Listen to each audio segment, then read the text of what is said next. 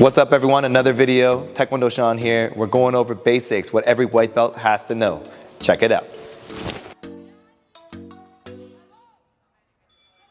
As always, make sure you guys look above. What is it? It's a warm-up video. Do it so you avoid injury and make sure there's no lawsuits or anything like that, okay? Warm up before you do Taekwondo. All right, so let's go over the basics. What do we have to know? It's our first month, our first week, our first day, whatever, of Taekwondo. Day 1, week 1. Month 1, make your fist properly. Make sure it's flat in the front. Make sure the fist covers the index in the middle. Make sure your wrist is straight whenever you block or you punch. Make sure you have this good front of the wrist here proper. And then everything else will become just easier from there. Another basic, make sure your fist goes on your belt or your hips. If you're stylish like me, you wear your belt a little bit lower. So actually, it should be on the hip here. But technically, we tell the kids they gotta keep it on their belt, okay? You wanna make sure your elbow's pointing back, no chicken wings, okay? And then from here, basic high block. You want it one upright fist away from your forehead, and you wanna make sure your wrist stays straight. And then again, you go on the other side, and you block. Other side, and you block. Make sure your high block starts low and goes up, and stays within your front body line. So this is my body, and then from here, keep it within that. And then your high block from here. Next up, the middle block, the momtomaki. Start outside the body line and pull it in. As soon as you reach your body line here, you twist, the elbow must point down, and you want this your shoulder height here. And then the other side, same thing, pull it in, pull it in. We tell the kids, show me your muscles. And then we say, whoa, I didn't know we had tickets to the gun show. And then you drag it in, twist at the end. Good. And then we have the arimaki, the low block.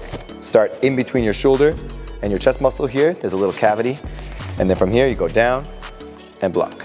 Go down and block.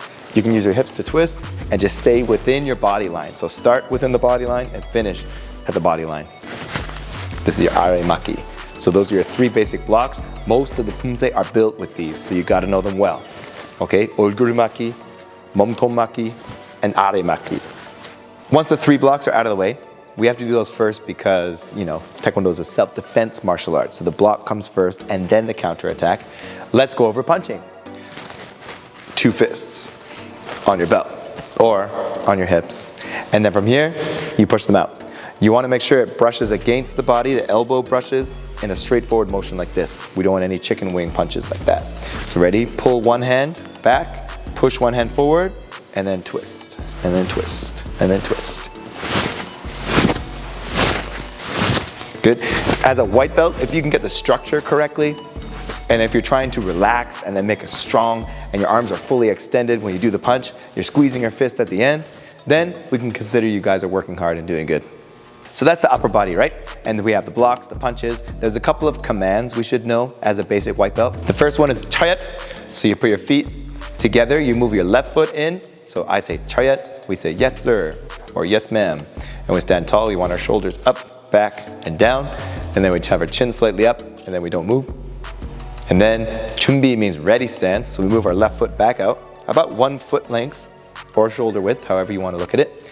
Open your hands, breathe in, until you reach your solar plexus, and then you make your fist, twist, and come down. You want your fist in front of your belt, about 1 fist away, and 1 fist between. And from here, keep your wrists straight. That's the theme, keep your wrists straight. And that's our chumbi stance. So when we're starting the class and we're starting to do motions, chayat, chumbi, and then we can launch into our punching stance or our kicking or our pumse or anything like that. Then we have to know the kicks too, so let's go into the lower body stuff. So beginners should know the forward kicks. These are the most basic because you're able to keep your balance and because we move forward throughout most of our day. We're sitting forward, we're walking, running, climbing stairs, going downstairs, all forward.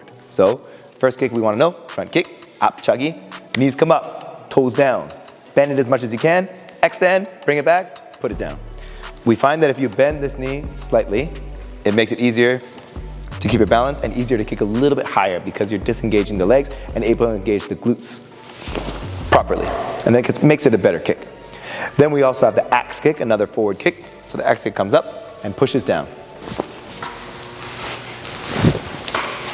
Then we have the miro chagi or the front push kick where you bring your knees up just like the front kick, but now your toes are up and you're trying to actually point the bottom of your foot forward, and then we push and come back.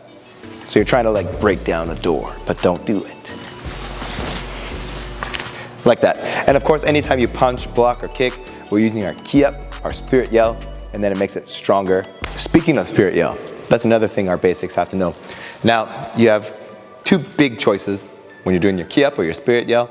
You can yell from here, ah, or you can yell from here, huh.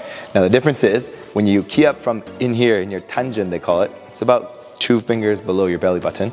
It's like your center of gravity, it's the center of your power in martial arts, in Taekwondo. If you ki up from here, you actually engage your core properly, which enables you to transfer power more easily to punches and kicks and stances and all that kind of stuff. Ki up is very important. And if you're not doing a ki up, so like during Pumse, there's 18 motions in Taekok Ilchang, Pumse number 1. And the 18 motions, if you're not yelling loud, at least you're breathing out. So when you punch, when you block, when you kick, you're breathing out, so you engage your core as you do that motion, and it makes it stronger and easier to maintain your balance and avoid injury.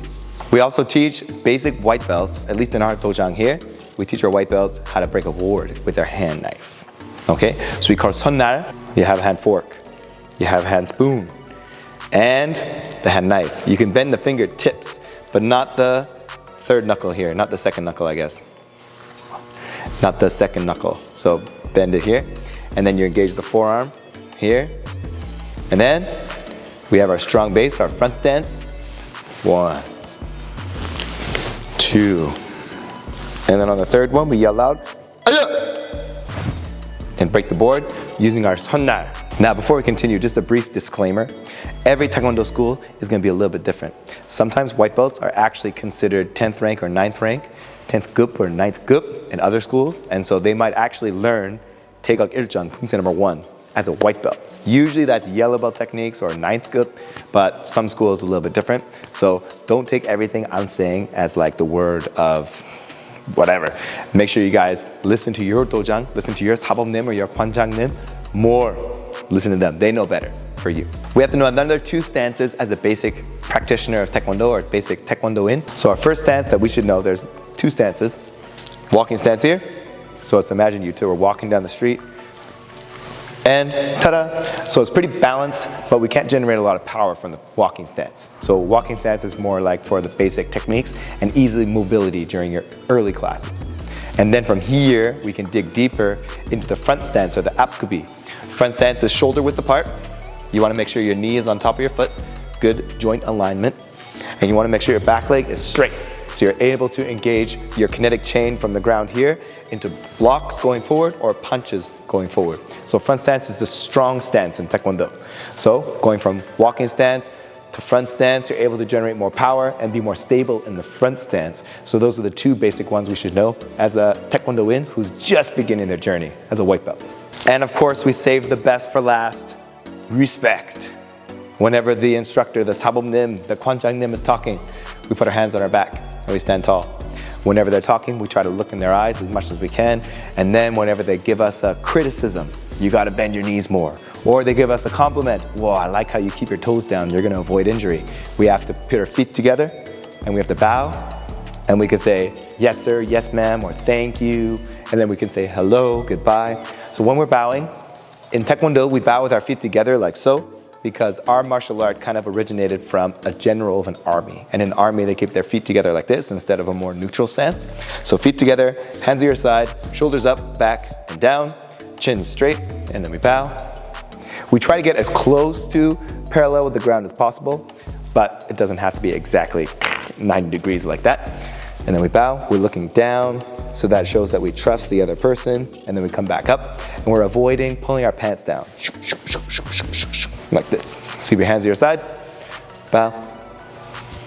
Hands to your side, bow. So whenever we come in, whenever we bow onto the mats, whenever we see we're an instructor or a senior practitioner, or even practitioners that are our same rank, it's really nice to bow to them. Whenever we say goodbye, criticisms, feedbacks, compliments, anything like that. And that's it. That's what every beginner has to know. Every practitioner in Taekwondo, every Taekwondo-in who's a white belt, that's what you guys have to know for your test coming up. If there's any extra things, make sure you talk to your sabomnim to double check. Maybe your white belts in your school have to do a couple of extra things, or maybe they don't have to do all this stuff. Doesn't matter. where you're practicing, meet your instructor where you are, and that way you guys are ready for your test. If you got something out of this video, if you liked it, if it helped you in any way, make sure you guys leave a comment, punch that subscribe button, kick the like button, and we'll see you guys in the next one.